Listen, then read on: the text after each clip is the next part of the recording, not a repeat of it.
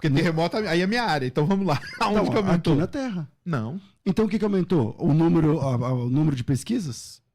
O número de terremoto aumentou? Mas quanto que era? Quantos terremotos tinham antes? Aí agora Então, vamos para a escola, vamos para a história. Então você tem na história alguns terremotos documentados. Então, nos últimos 200 anos, nós tivemos muito mais terremotos documentados do que os 2 últimos 1000 anos. Documentados, tudo bem.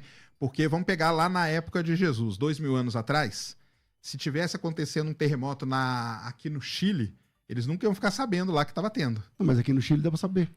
Não, mas eu tô falando de 2000 anos atrás. Não havia informação, né? 2000 anos atrás. Não dá para saber lá, você fala. Isso. Né? Okay. Então essa afirmação de que tem aumentado o número de terremoto, ela não tá de acordo. Então, mas deixa eu falar por que tá. Porque assim, se tiver acontecendo aqui no Chile, não dá para saber lá. Verdade. Há 2000 anos atrás. Hoje dá. Não, ok, verdade. Mas na história não se descobriu através de arqueologia. Por exemplo, como é que terremoto a gente descobriu? Não é arqueologia. Como é que a gente descobriu Pompeia? Não, aí é arqueologia. Terremoto não é. Não, mas Pompeia também foi terremoto. Não, Pompeia foi vulcão. Vulcão e terremoto. Vulcão e terremoto. Aí nós... Pompeia foi um terremoto. Não, aí é o seguinte... teve um vulcão. Não, eu vou explicar para o senhor. Certo, vou explicar para o senhor. Que é o seguinte... regiões onde você tem vulcão, e aí Vesúvio é quase minha especialidade, entendeu? Regiões do mundo onde você tem vulcões, você tem o que a gente chama de enxame de sismos, entendeu? Por quê? Que são pequenos... Embaixo do vulcão você tem uma câmara magmática.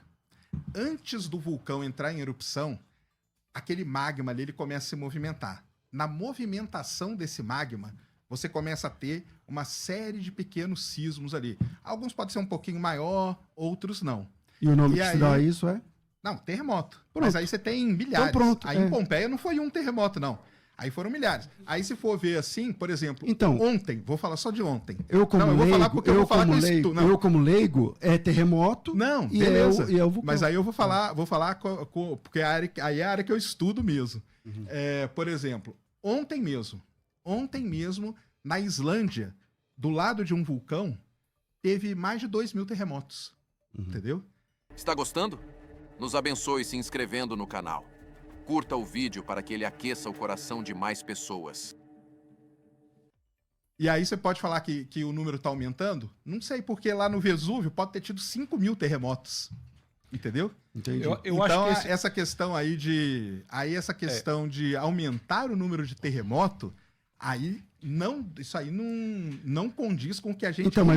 Mas aí só para fechar esse... E o Vesúvio também, não. Só para terminar o Vesúvio, porque aí o Vesúvio é minha parte. Aí vocês estão falando aí de Bíblia... De teologia você escuta agora. Não, agora falou de Vesúvio, vulcão é comigo, cara. Vai. Aí o que acontece? Você falou que Pompeia foi terremoto e vulcão. Sim. Não, o que acabou com Pompeia foi o vulcão.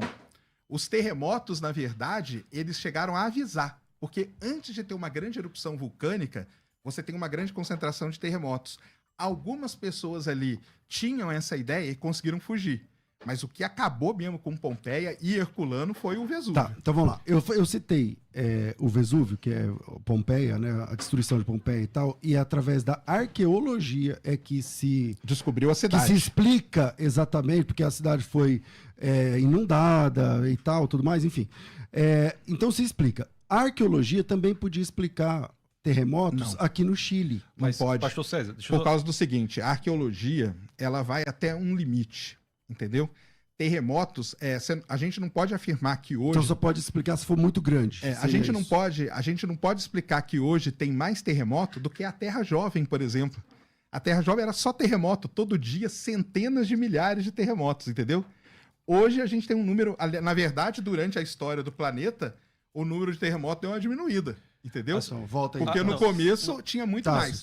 Agora, aliás, só pra gente deixar claro isso, cara, existe uma grande questão que é arqueologia, geologia e paleontologia, que são 3 coisas que são muito parecidas, só que muito diferentes. Então a arqueologia, ela vai atrás de coisas muito recentes, entendeu? Então é uma Pompeia, Herculano, coisas ali da Bíblia, onde Jesus passou, lá em Jerusalém, que você vê uma parte ali da cidade, tudo. Isso é arqueologia. Paleontologia mexe com bichos, fósseis e tal.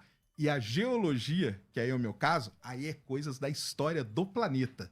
E aí nós estamos falando da escala de milhões de anos, entendeu? Ok. Então, Tá, mandei. Não, as profecias de que eu falo são as que são cumpridas em Jesus Cristo. Então há um estudo intelectual disso, que é bem objetivo. No caso que o pastor César trouxe, depende realmente que terremotos, que grau, onde. Agora, mas você não pode dizer, cara, que na Terra, quando a Terra estava se formando, que tinha centenas de milhares de terremotos, hoje tem mais. Não tem. Eu não disse isso. Não disse.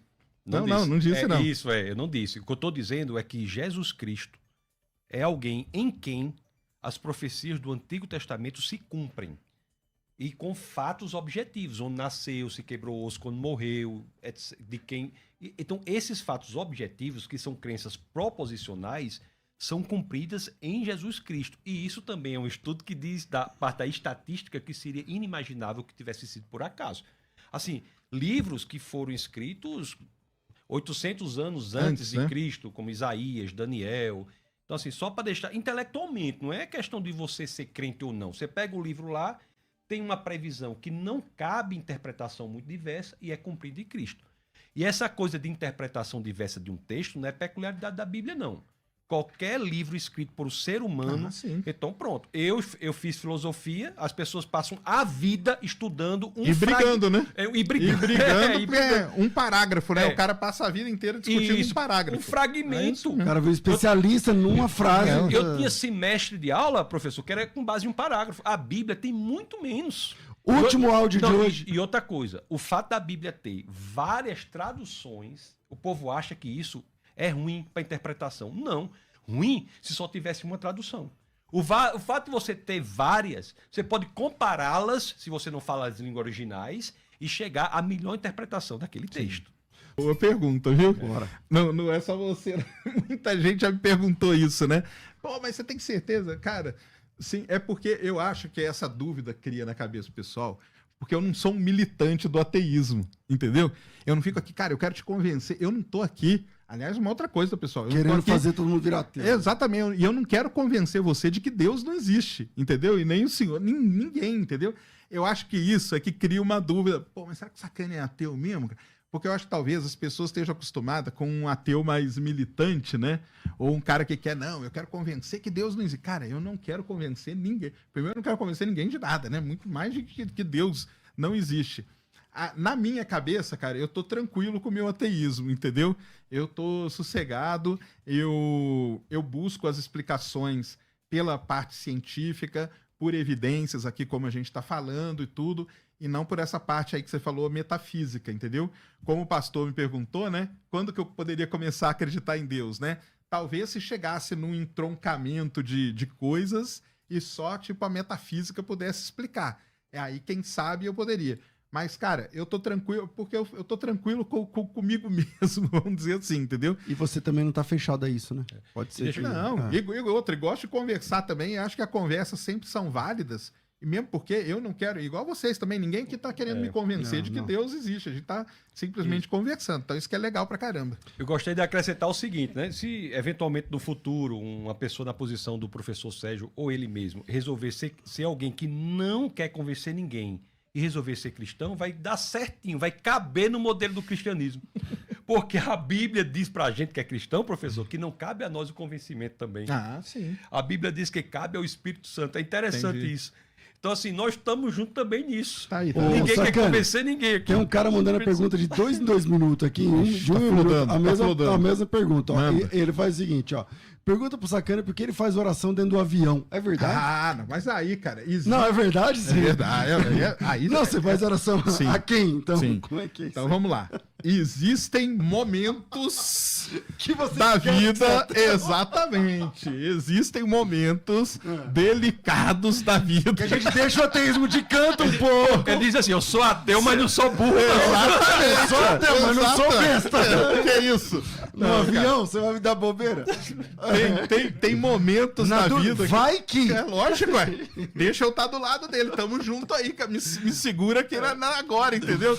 É isso, cara. Eu sou ateu, mas eu quero que o piloto seja cristão.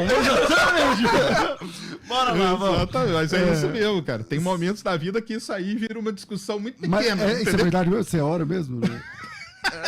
Quem que perguntou? Tem um nome aí? Tem, deixa eu achar aqui. Um nome aqui, ó, estampa, não sei o que lá, tal. Acho que é uma empresa, porque eu acho que ele já viu eu contando várias histórias minhas com negócio de avião, entendeu? Que eu não gosto de voar, que já tive vários problemas e tal. E aí o pessoal fala, cara, na hora ali, cara, você se apega a qualquer coisa, cara. Na hora ali, você vai falar o quê? Tá louco. Mas ele foi ferido por causa das nossas transgressões e moído por causa das nossas iniquidades. O castigo que nos traz a paz estava sobre ele, e pelas suas pisaduras fomos sarados. Eu sou